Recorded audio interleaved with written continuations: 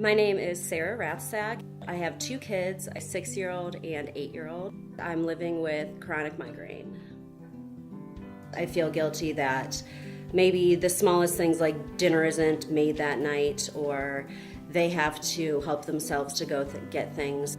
I feel guilty about missing out on things. I feel guilty about not being well enough. I feel guilty about teaching them that I'm not perfect, that I may not be well enough to do everything, and it's hard. I don't like to see my mom sick or sad, and I don't want them seeing me that way, so that's like the hardest thing for me.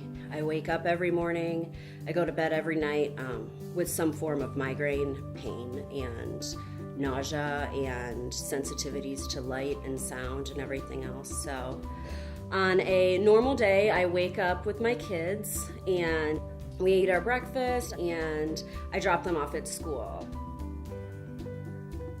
I prepare a lot of foods. We do lots of fruits and vegetables. Keeping an eye on nutrition is super important, and incorporating it into our lives is really the way that we want to live.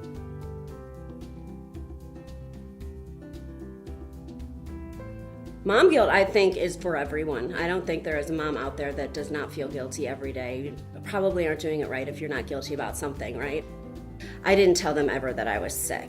I didn't talk much about it because I just wanted to be this superhero mom that could do it all, Sound-wise, it's very difficult with children. They are loud people, so even when they were babies, I tried not to have a lot of the toys that had the blinking lights or the sounds, the annoying sounds constantly going. They're understanding more, and they are learning through my advocacy. I talk about it a lot, and I explain my story, and that kind of gives them power to understand what's going on.